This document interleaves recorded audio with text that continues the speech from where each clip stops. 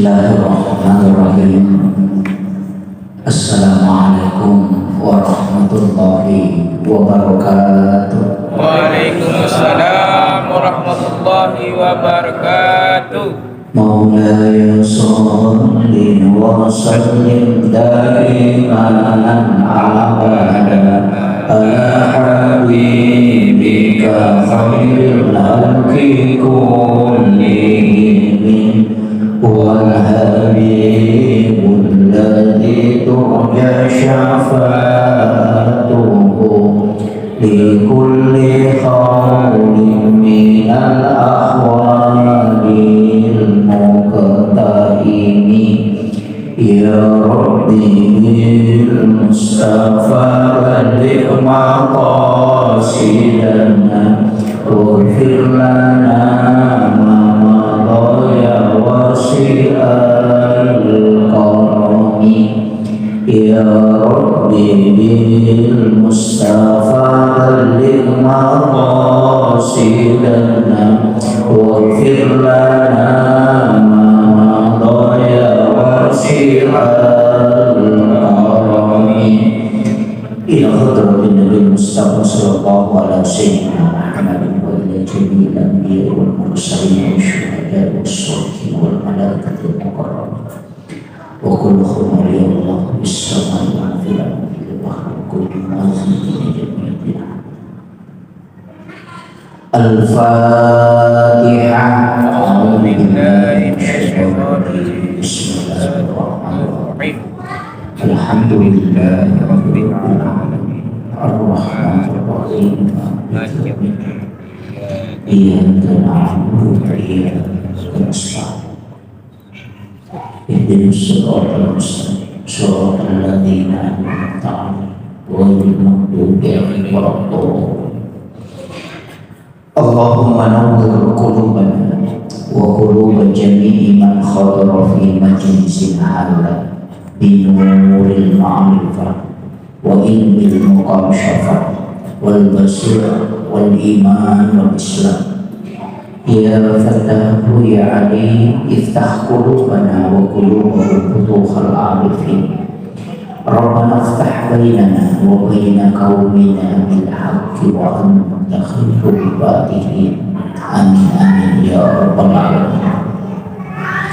Hadratul muhtaramin wal muhtaramat ikhwan fillah sedang jamaah salat maghrib insyaallah dirahmati dan dimuliakan oleh Allah Subhanahu wa taala.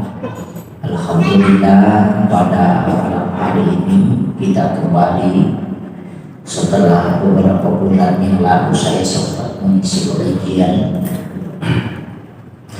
Untuk malam hari ini tema pengajian kita sebenarnya tema umum.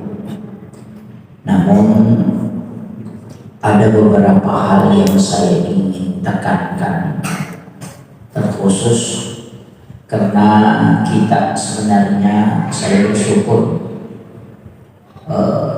imam kita di masjid ini betul-betul menyempurnakan wirid-wirid yang telah ditetapkan para ulama kita, dan itu bersama. Jangan menganggap bahwa wirid ini tidak ada dalilnya.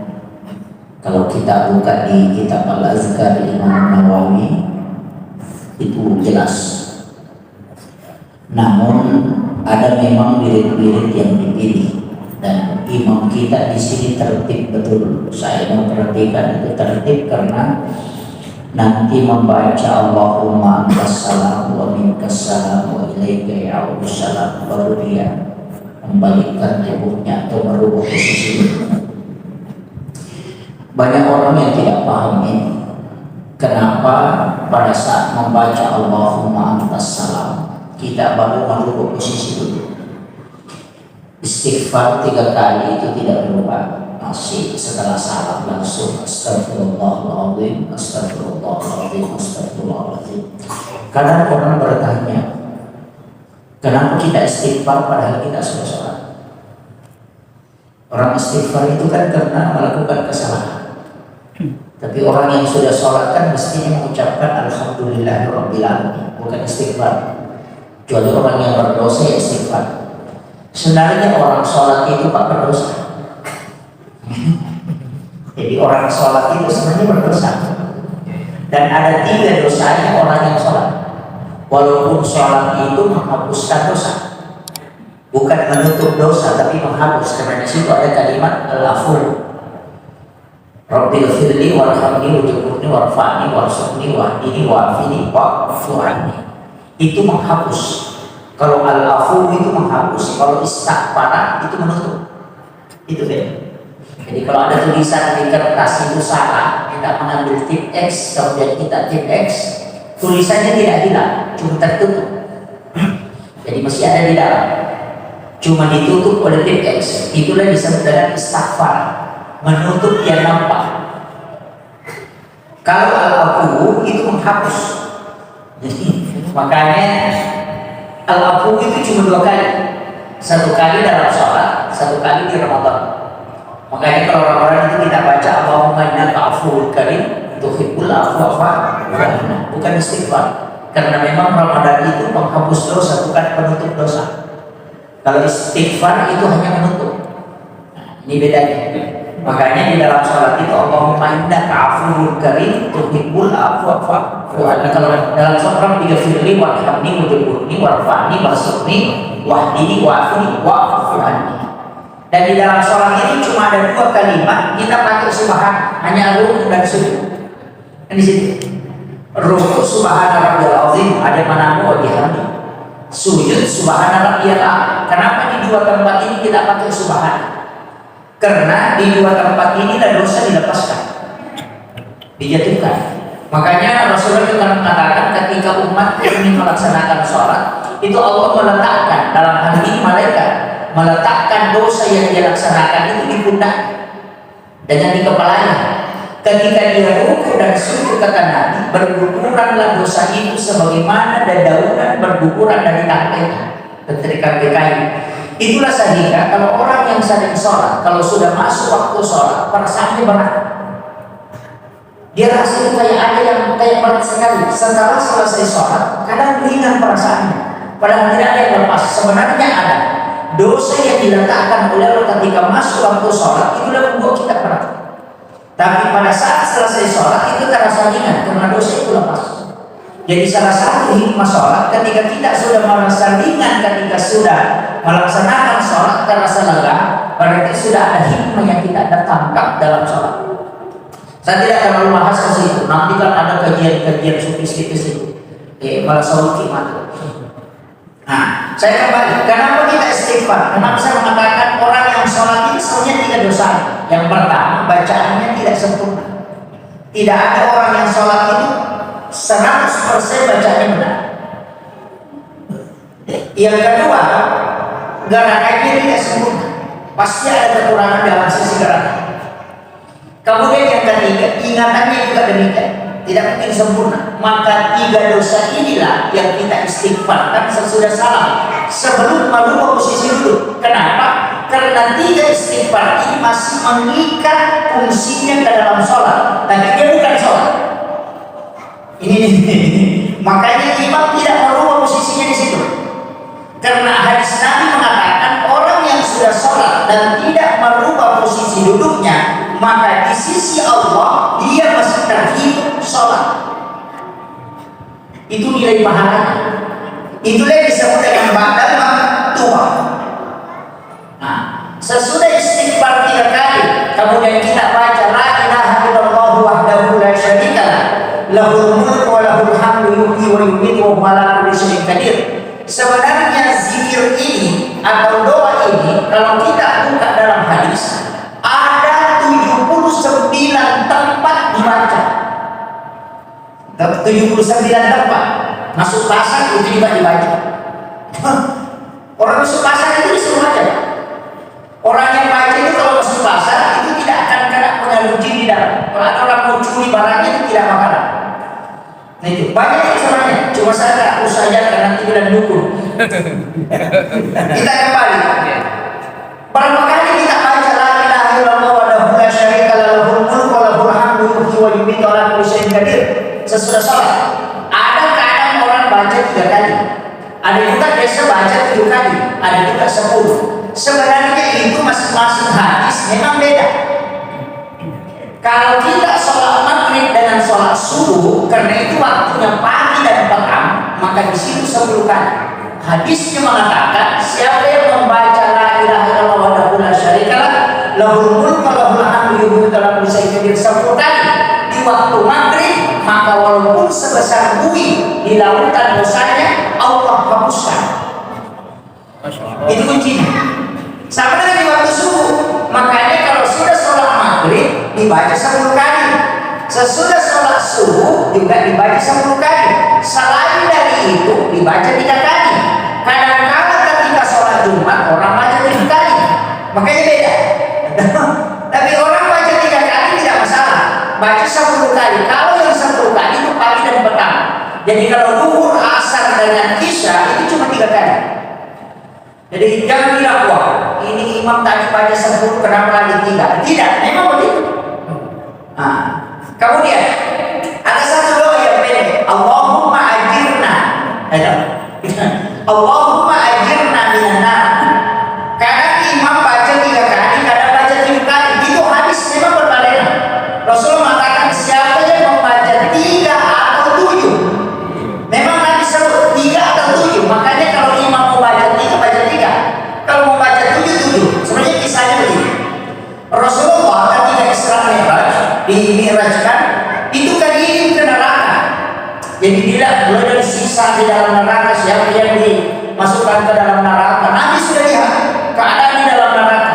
Nabi itu menangis, ya Allah, begitu banyak umat dia masuk ke dalam tempat ini. Kemudian ketika dia mau keluar, dia balik tanya, karena neraka ini makhluk, ya, dia tanya neraka. Rasulullah tanya begini, wahai neraka, adakah kira-kira yang bisa dibaca umatku sehingga dia tidak masuk di sini? Coba, ini rahasianya neraka ini. Jadi Nabi katanya kan itu, karena Nabi mengatakan kalau umatku masuk ke sini bahaya, karena pasti tersiksa. Nah, siksanya yang paling ringan di dalam neraka itu adalah menggunakan baju, celana, topi dan sepatu dan bara api. Itu yang paling ringan. Rasulullah mengatakan, adakah kira-kira yang bisa dibaca umatku wahai neraka sehingga umatku tidak masuk ke sini? Lalu neraka bilang, ada Muhammad. Nah, dengar baik-baik. Neraka bilang begini, siapa yang membaca 3 kali atau 7 kali Muhammad, Allahumma ajirni minan nar, maka saya akan menutup pintu supaya orang itu tidak masuk. Coba. Jadi ini hadiahnya Rasulullah dari neraka. Makanya kita ini Pak kalau masuk neraka, istilahnya hancur betul kita ini kalau mendekatnya maka dah ini mengkutungan itu tahu neraka. Iya sering nih. Kenapa? Karena ini modal sudah ada. Makanya imam baca itu cuma imam itu baca bukan Allahumma ajirni. Dia baca Allahumma ajirna karena dia juga baca untuk makmumnya. Nah itu kan jamak, kalau ini untuk diri. Kalau ada imam baca Allahumma ajirni minan nar, itu untuk diri, bukan cuma itu. Iya. Nah, kalau kita mau tidak hafal, cuma mengatakan amin, amin, amin. Terimalah ya Allah, terimalah. Jadi karena kita itu, ini sebenarnya kenapa kita mesti duduk bersama imam? Karena di situ ada doa. Saya sering mengatakan begini, banyak orang tidak paham. Ketika dia doa sendiri, apa bedanya doa sendiri dengan doa berjamaah? Adakah begitu? Ada mengatakan tidak ada dalilnya. Pada Rasul mengatakan, ketika umatku berkumpul 40 orang, salah satu dari mereka itu pasti ada wali Allah dan doanya pasti mustajab. Makanya Rasulullah mengatakan ketika sholat jenazah usahakan jumlah jamaah 40. Ini rahasia dia. Kenapa dia minta 40? Padahal sahnya nanti minta 3 sah itu kan ganjil, 40 itu bukan ganjil. Dari situlah Imam Ghazali mengatakan sholat Jumat termasuk Imam Syafi'i, sholat Jumat nanti sah ketika 40 jamaah mukim. Kenapa? Karena ketika 40 jamaah mukim pasti lolos doanya dan itu tembus.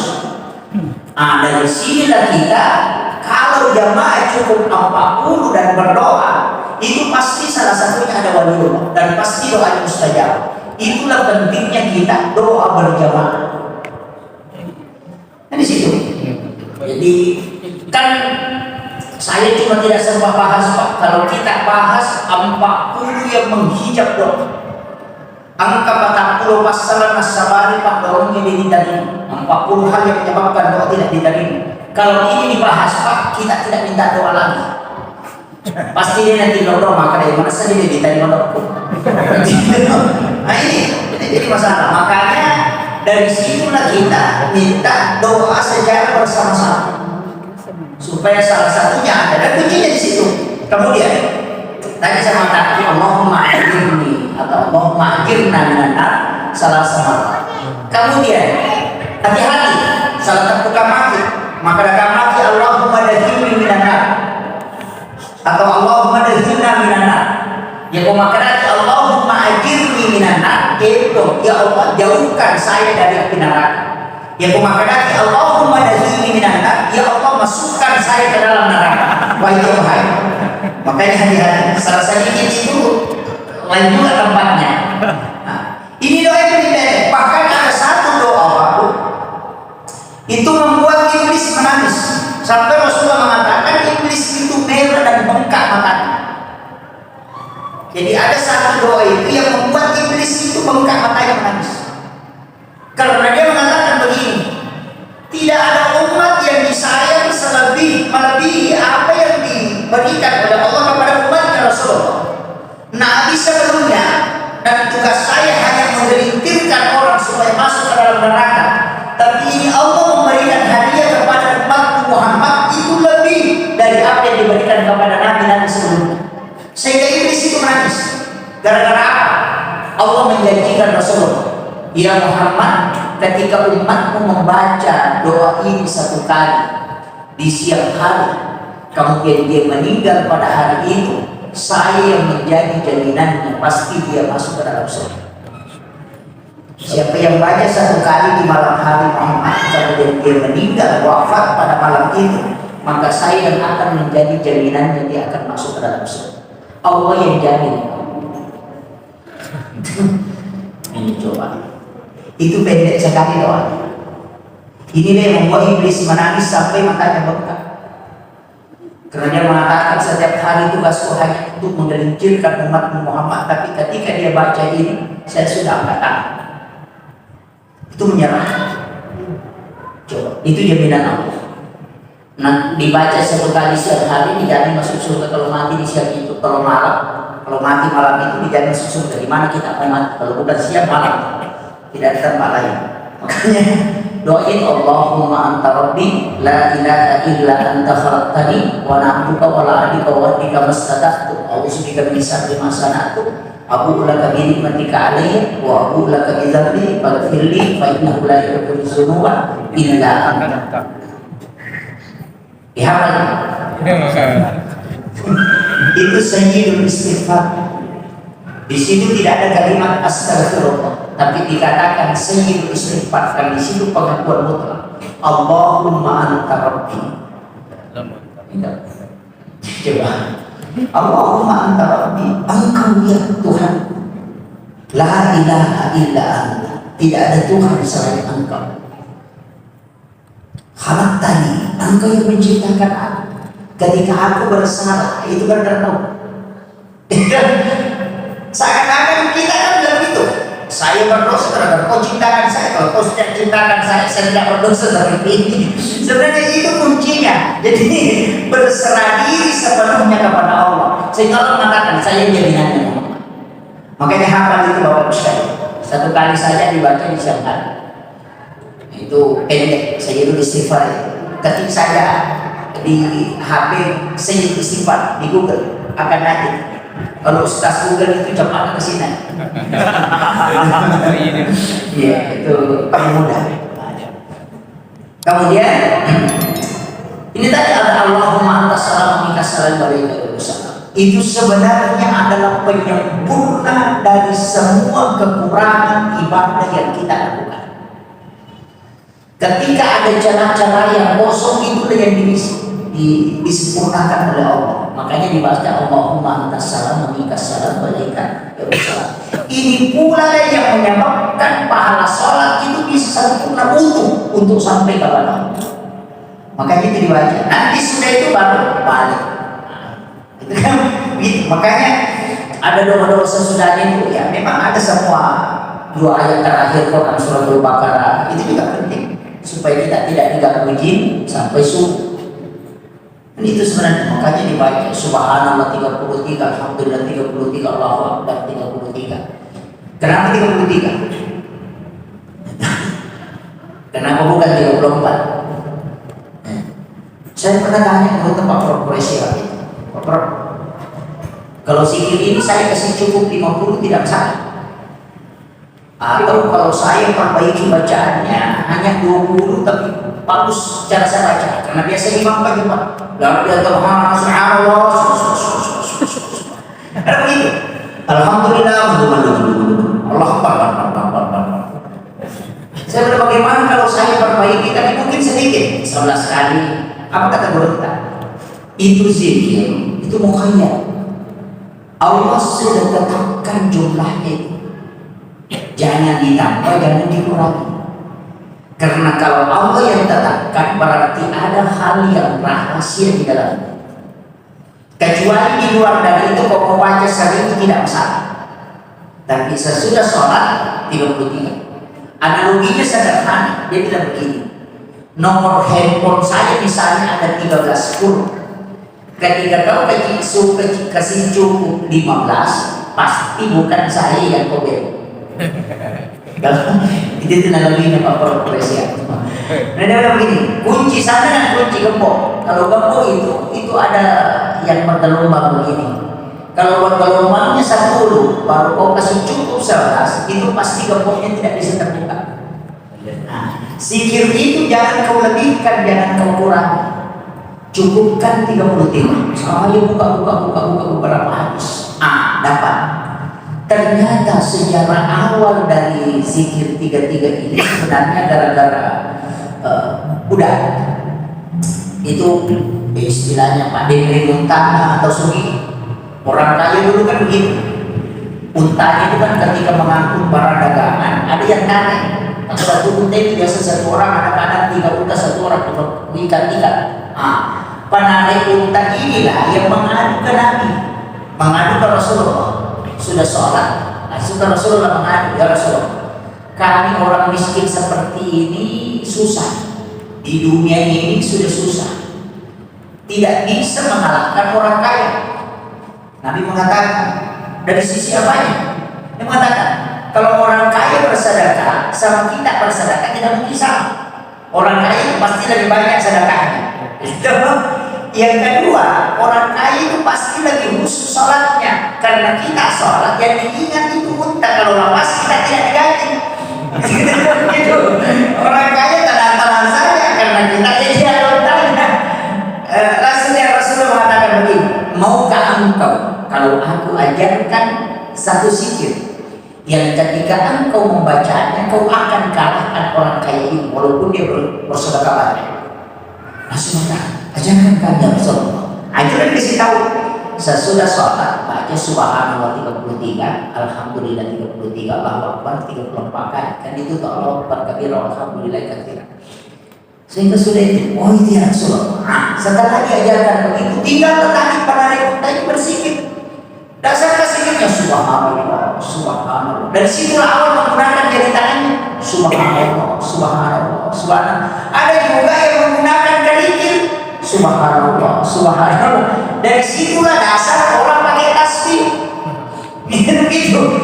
Jadi makanya ada pakai tangan, ada pakai tasbih. Jadi dia hitung subhanallah, subhanallah, subhanallah. Orang kaya ini perhatikan, biasanya ini pada ribut. Dan kalau sudah sholat langsung lupa keluar. Apalagi yang dia baca ini, dia tinggal pada hidup-hidup. Makanya dia bertanya Rasulullah, ya Rasulullah, apa yang kau ajarkan kepada penarik unta ini? Rasulullah mengatakan dia datang mengeluh, katanya dia tidak bisa kalahkan engkau dari sisi sedekah, apa dia tidak bisa salah.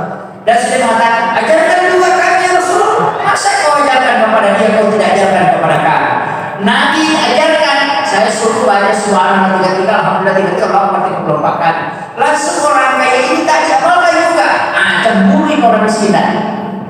Langsung dia bilang ini Rasulullah ajarkan juga, jadi bagaimana kita dikala lagi pergi lagi melapor, ya Rasulullah, kenapa kau ajarkan? Kenapa bukan cukup kami saja yang kau ajarkan? Itu orang kaya beruntung lagi. Nabi mengatakan nanti dari kamu dia kau enak karena tidak lama diperiksa kalau kau masuk surga.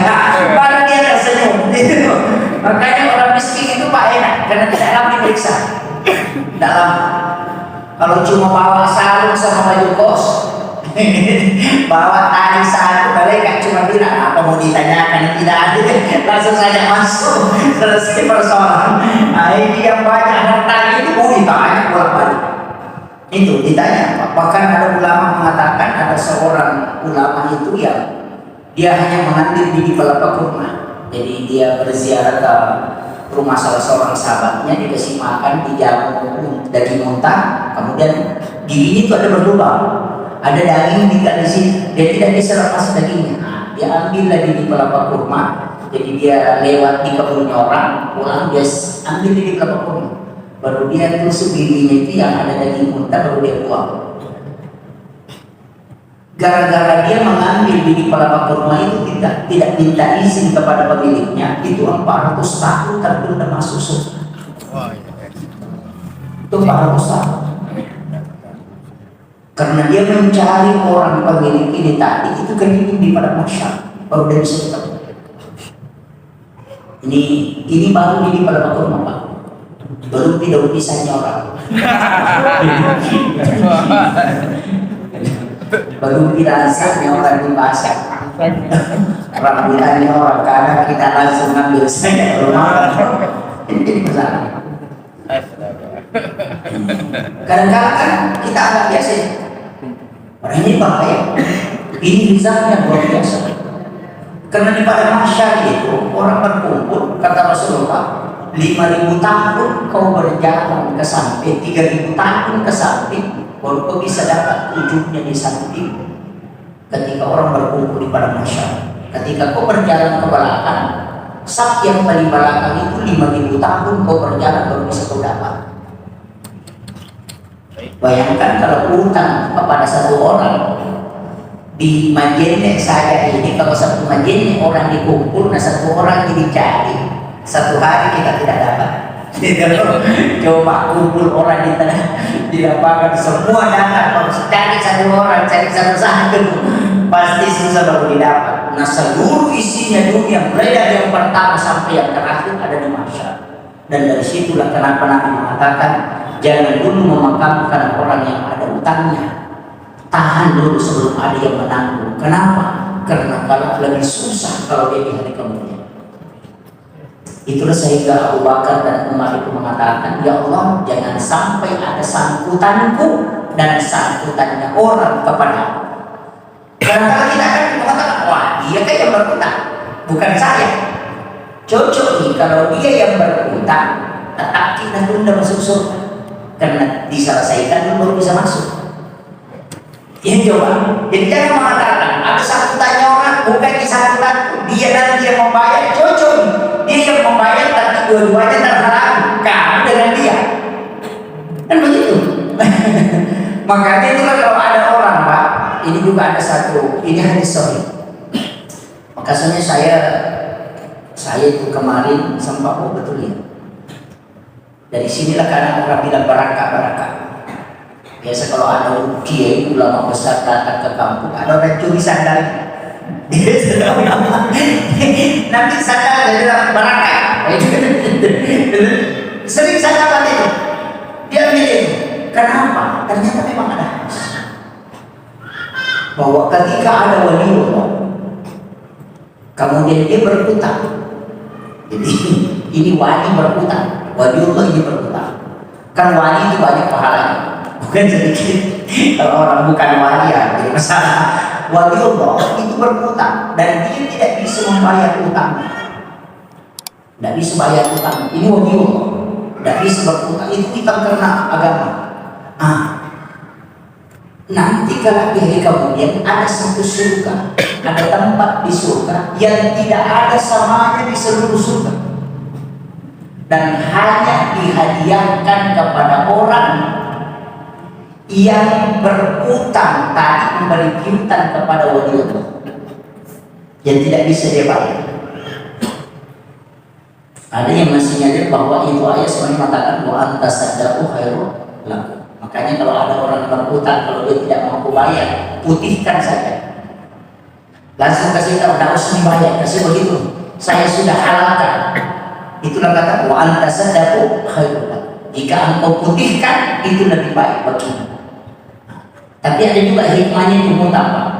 Kalau ada uang tak dipinjam orang dan sampai waktunya dia pernah wajahi, Rasulullah mengatakan setiap hari setengah dari utang itu adalah sedekah. Jadi kalau orang pinjam uang kita 10 juta, pas waktunya dia bayar dia tidak sempat bayar, tidak belum mampu bayar, jadi kita terhitung bersedekah setiap hari itu 5 juta. Itu di sisi Allah. Jadi itu pahalanya. Makanya orang sahabat dulu kalau dipinjam uangnya dia tidak mau kembali, hasilnya pakai dulu. Karena dia tahu bilang ada pahalanya 5 juta setiap hari kalau 10 juta toh. Begitu. Ada pahalanya, setengah dari itu selalu dapat pahalanya. Makanya bilang ya pakai dulu. Kalau ada yang semua pakai ke situ dan lagi ke situ. Kalau kita Pak, kita sudah malam-malam mau dibayar sekarang. Ini masalah. Kemudian saya kembali. Yang berapa masuk di sini? Belum ya. Jadi makanya dalam Islam ini sebenarnya mudah. Kalau saya tidak usah terlalu istilahnya stres dalam agama. Mereka tahu maki agama itu pusing, jadi tamrana, cicit, tamrana. Padahal rahmat Allah ini luas sekali. Makanya ulama kita mengatakan jangan selalu berpikir mau masuk neraka itu karena doa begitu. Kalau cocok kau takut neraka karena tidak mau masuk, cocok karena takut berarti perbaiki ibadah. Tapi kalau kau targetnya neraka, masuk betul ke neraka. Makanya rahmat Allah itu luas. Tidak usah terlalu pusing. Bayangkan Allah memberikan rahmat kepada hamba-hambanya. Ampunan dosa luar biasa Pak. Kan begitu. Bahkan Allah mengatakan inna rahmati taghlibu ghadabi. Sesungguhnya rahmatku melebihi dari amarahku. Namun maka jainakum Allah Ta'ala narikum minau toba kirikum Allah Ta'ala Allah akan rahmati kita. Dia melebihi rahmat amarahnya. Tidak usah takut mungkin saya enjoy saja dalam ibadah. Tidak usah kalau kita soal yang tidak usah dipaksakan Allahu Akbar. Dipaksakan. Santai saja. Ya. Tidak usah takbir itu mengangkat tangan. Yakin saja. Kan ada istilah orang itu tidak begini. Jangan masuk ke dalam masjid kalau bukan Rasulullah itu. Jangan duduk di dalam masjid kalau bukan Rasulullah yang mendudukkan engkau. Jangan takbir kecuali Rasulullah yang mengangkat tangan. Jangan ruku, jangan baca Fatihah kecuali Rasulullah yang menuntut kamu. Kalau kau ruku, Rasulullah yang merukukan. Ini kalimat kadang kalau dalam tasawuf itu berat, tapi sebenarnya sederhana. Ini kuncinya sederhana sekali. Apa sederhananya Pak? Saya ketika belajar tasawuf, langsung saya tahu, oh begitu. Padahal kalau orang bahasakan itu berat sekali. Oh, bagaimana caranya dijemput oleh Nabi? Bagaimana caranya dulu hidup? Bagaimana caranya? Bagaimana menghadirkan Rasul? Itu kan berat. Padahal sebenarnya gampang. Ketika engkau masuk masjid, langsung ingat Rasulullah. Kalau Nabi masuk masjid itu mendahulukan kaki kanan. Ini yang dibaca Rasulullah kalau masuk.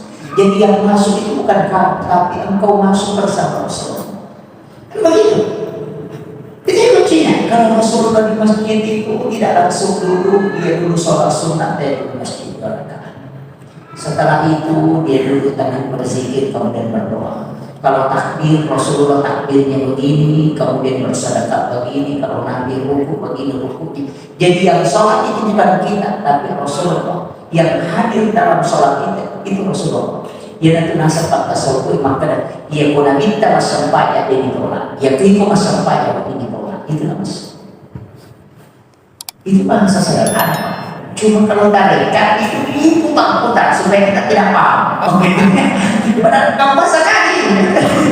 Makanya saya selalu mengatakan tarekat sebenarnya itu mudah. Yang penting kita paham kuncinya. Oh dari ke sini. Ini maksudnya. Cuma pakai istilah. Sering dengarkan sampai terbentuk. Kan biasa dengan ini. Sampai jatuh tempat begini terluka. Kan ada begitu. Sampai jatuh tempat itu Pak. Setelah kita sujud terakhir, dalam sujud terakhir kita minta dan berniat untuk melihat diri kita sholat pada sholat berikutnya. Yakin? Pakai saja itu pada saat sujud terakhir kita yakin saya akan sholat. Misalnya sholat isya, saya akan sholat subuh. Yakin itu, minta kepada Allah, berikan saya kesempatan, saya akan melaksanakan sholat subuh. Cukup dalam hati, jangan dilepaskan. Baru tahiyat. Nanti kalau kita meninggal sesudah sholat isya kita meninggal, maka kita meninggal dalam keadaan menuju untuk melaksanakan sholat. Ini yang orang tidak paham. Ini tu nak kada beruntak, namo ko galung emate, namati sempat. Namo ko yasi nakasono emate, maka dia meninggal dalam keadaan menuju sholat. Maka orang inilah yang mati syahid. Syahidnya di atas kasurnya, syahidnya di tempat kerjanya, karena memang niatnya untuk melaksanakan sholat. Itulah makna hadis Nabi, umatku adalah umat yang paling beruntung karena dia meninggalkan satu kebaikan menuju ke kebaikan yang satu. Itu hadis Pak. Orang tua dulu mengatakan sampai tertentu. Orang tua yang tidak pernah belajar tasawuf, yang dibilang sampai tertentu yang begini, baru begini. Nah selesai, nah ini jadi masalah. Karena dia tidak laksanakan sholat, dia mengatakan yang penting nafas sikit selesai. Itu bukan sholat, tapi itu tafakkur namanya.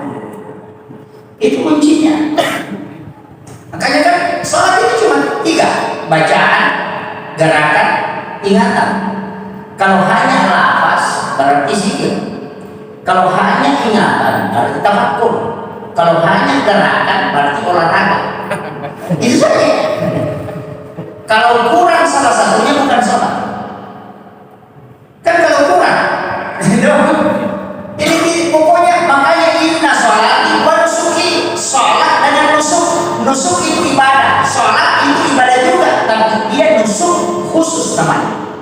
Makanya sholat itu diatur karena Allah yang menerima. Kita tidak boleh bikin cara, oh begini lagi, begini saja, tidak bisa. Karena Allah yang terima, makanya tetapkan. Sama kalau ada orang tamu bilang, bikinkan saya teh, kasih banyak tehnya, tapi jangan kasih gula, karena mungkin dia kena penyakit gula. Baru kita mengatakan, tidak enak kalau begitu, saya kasih saya gula. Baru dikasih pasti bilang saya tidak minum karena saya minta yang begitu tapi bukan itu yang kau kasihkan. Sama dalam sholat, saya suruh kau begini modelnya tapi kau bikin begini saya tidak terima. Kau mau ambil urusan itu.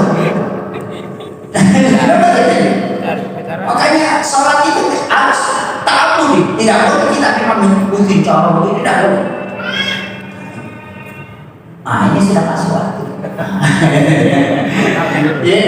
Oh iya, hati memang sudah masuk waktu. Saya sebenarnya pikir-pikir bisa isi, ya, alhamdulillah bisa. Karena baru kemarin tiba dari kota, saya tinggalkan rumah itu 9 hari. Dari Kendari kemudian ke Bontang, Samarinda, Balikpapan, baru Tanjung Selor. Jadi baru pulang, besok langsung ke Sorowako, baru ke Palu. Jadi kita bersyukur bisa bersilaturahmi pada malam hari ini. Dan saya begitu Pak, yang penting kalau ceramah ada yang bisa kita ambil. Jangan sampai kita datang begini tidak ada amalia yang bisa kita ambil. Kuncinya itu bekal kita. Saya sudah bersyukur kalau ada yang bisa kita ambil. Itu semua hadis-hadis Nabi itu kita amalkan. Kalau tidak bisa semua cukup satu lah. Kalau tidak bisa lakukan satu, ya syukur sudah dapat pahala dulu. Karena ada orang itu ditanya bagaimana cara bagus tapi dia tidak tahu. Ini yang salah. Iya, pahala dulu saja dia dapat. Alhamdulillah kita bisa bersilaturahmi seperti ini, duduk 1 jam menuntut ilmu seperti di dalam rumah Allah. Itu lebih mudah daripada sholat sunnah 1000 rakaat. Kalau kita sholat sunnah 1000 rakaat di lupa itu kalau jam 8 malam itu sampai jam 4 subuh. Surahnya hanya Al-Ikhlas dan Inatan. Saya punya guru itu pernah melaksanakan sholat sunnah 1000 rakaat. Sholat sunnah mutlak. Jadi Jadi salah satu amalannya itu setiap jam 10 malam Pak, jam 9 itu tidur, jam 10 malam sholat itu tembus subuh.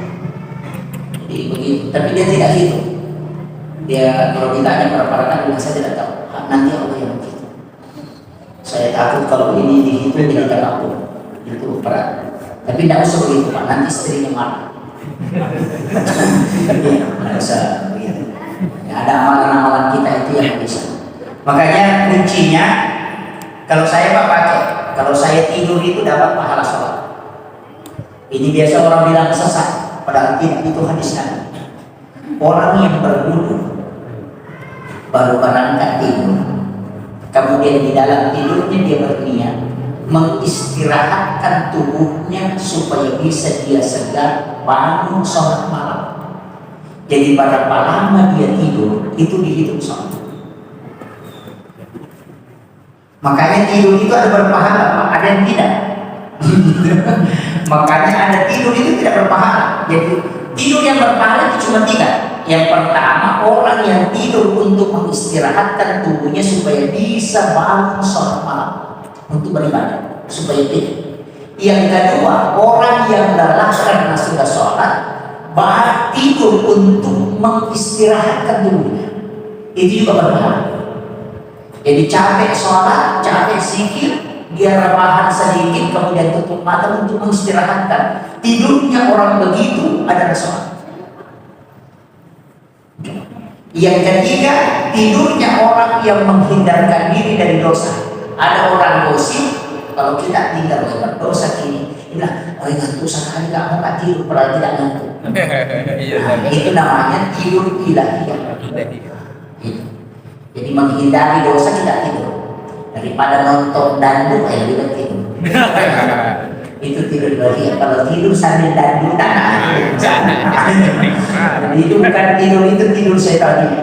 Makanya tidur itu kan tidur ilahiyah, tidur sunnatullah, tidur setaniyah. Kalau sunnatullah ngantuk betul tidur. Itulah kata Nabi, jangan engkau menganiaya dirimu. Kalau ngantuk tidur, jangan paksakan. Dan ini mata ini kenapa? Jangan. Biarkan dia istirahat. Kemudian ada namanya tidur setaniyah.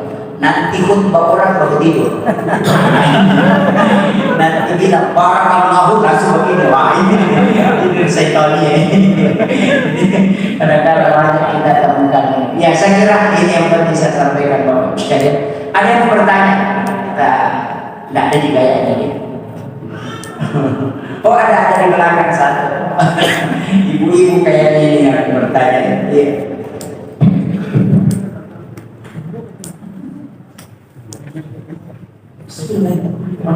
Assalamualaikum warahmatullahi wabarakatuh.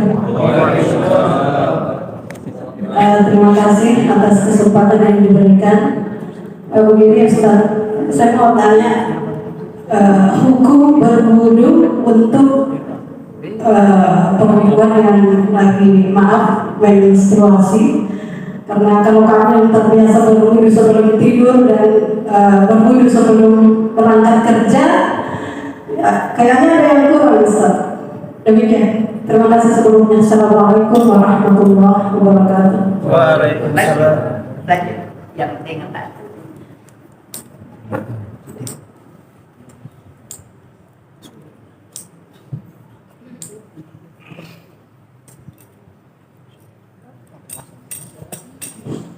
Assalamualaikum warahmatullahi wabarakatuh. Waalaikumsalam. Iya, ini saya tanyakan Ustaz mengenai tadi meminjamkan uang kepada orang lain, ada pahalanya. Bagaimana dengan rentenir? Apakah sama?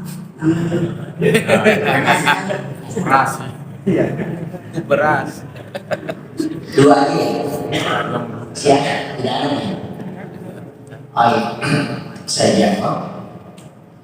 Baiknya. Mazhab Imam Syafi'i mengharamkan wanita haid itu berwudu. Haram hukumnya. Jadi wanita yang haid kemudian berwudu itu haram, maka dia berdosa. Kenapa? Alasannya tentu saja sederhana, bahwa wudu itu adalah ibadah. Wudhu itu adalah ibadah dan termasuk ibadah yang tidak boleh dilakukan oleh wanita yang haid. Nah, makanya kalau mau tidur negara biasa berwudhu tidak usah berwudhu, cukup cuci muka. Cuci muka jangan lihat wudhu. Nah ini, jadi itu tidak boleh. Sama dengan berangkat kerja tidak boleh.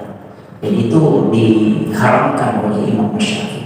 Cuma Imam Syafi'i memang itu kan dalam sisi makruh juga terbagi. Dia bagi ada makruh tanzih, ada makruh hukum. Makanya kalau orang tidak pisahkan itu yang saling berdebat. Jadi makruhnya Imam Syafi'i itu ada dua. Ada makruh mendekati haram, ada makruh adab namanya. Kalau makruh adab kayak minum menggunakan tangan kiri itu makruh adab. Jadi bukan makruh hukum. Nah, yang makruh hukum itu seperti memotong kuku jenazah pada saat dimandikan, itu makruh hukum. Atau tempat imam, sebenarnya seperti itu. Ini tempat imam yang naik sedikit, itu makruh hukum. Jadi itu makruh mendekati haram kalau Imam Syafi'i. Jadi yang terangkat keranjangnya sedikit, termasuk yang tempat imam seperti ini. Itu bagi masyarakat Syafi'i. Makanya di sisi masalah-masalah hukum itu banyak. Jadi, tapi itu bukan haram, hanya makruh mendekati. Artinya di bawahnya sedikit haram. Cuma ada yang pakai adab itu tadi makan dengan tangan kiri itu makruh. Jadi itu. Kemudian yang kedua tentang meminjamkan uang dalam hal ini tadi itu sudah jadi masalah. Riba itu mutlak haram. Cuma kalau orang bicara bank, apakah riba? Nah, kalau Mesir itu di Darul Iftah sudah tidak mengharapkan bunga bank. Nah, di Darul Iftah itu tidak mengharapkan bunga bank. Saya kemarin buka literatur tentang itu dan 3 hari saya baca itu 3 hari baru selesai di Wiki Kontemporer. Saya mengatakan masuk akal juga, tapi kalau tidak ada di satu kata, lebih baik tidak usah utang karena pasti tersiksa kita. Tapi bagi saya, kalau bicara masalah hukum, ada benarnya ulama Darul Iftah kurang lebih 400 ulama hukum bergabung menghalalkan bank konvensional dihalalkan. Kita di Indonesia ini mengharamkan sampai hari ini. Kenapa Darul Iftah Mesir itu menghalalkan? Karena rasanya begini, kalau bank itu dianggap haram sistemnya, maka tidak ada jamaah haji yang sah hajinya, karena semua uang haji disetor di bank. Coba masuk akal juga. ONH kan di bank, umrah juga di bank. Nah, yang kedua, semua pegawai itu di bank gajinya. Yang ketiga, bantuan ke madrasah, pondok pesantren itu semua melalui bank. Coba. Benar juga. Kemudian alasannya dalam sisi makasih syariah. Dalam sisi makasih syariah. Sebab diturunkannya hukum, dia mengatakan begini, dulu orang minjam itu orang miskin untuk dia pakai makan. Sekarang yang minjam orang kaya, bukan untuk makan, tapi untuk membuka usaha. Nah, itu orang minjam untuk bangun rumah, bukan beli nasi. Dulu orang minjam itu beli makanan pokok, karena betul-betul miskin. Makanya ketika dia ada bunganya, maka itu diharamkan, karena itu tambahannya memberatkan. Nah, inilah kajian Darul Iftah sehingga mengatakan boleh. Tapi kalau saya pribadi, kalau tidak sanggup lebih baik aman. Itu kuncinya, lebih baik aman. Jadi kalau ada seluruh ulama berdebat, ada membolehkan, ada kalau mau aman lepaskan diri saja. Masuk ke situ, kecuali terpaksa masuk ke situ sudah ada yang membolehkan dengan alasan itu tadi. Kalau dia mengatakan haram, jadi semua jemaah haji tidak sah haji karena dia pakai uang di bank. Nah, itu jadi masalah. Jadi inilah yang kemudian berkembang sehingga dikaji. Tapi Indonesia belum. Sampai kemarin saya berdebat itu tentang masalah rokok. Dia mengatakan rokok itu haram, saya mengatakan cocok karena ulama-ulama kita mengatakan haram. Tapi sampai hari ini Nahdlatul Ulama mengatakan tidak haram. Kenapa? Karena alasannya cuma asap. Asapnya mengandung racun sehingga dianggap haram karena itu merusak kesehatan orang lain. Langsung ulama itu bertanya, kalau asapnya yang mengandung racun sehingga diharamkan, bagaimana dengan knalpot motor? Ya juga ada racunnya itu. Knalpot mobil trek yang lewat itu, knalpot mesin-mesin pabrik, kan ada semua racunnya.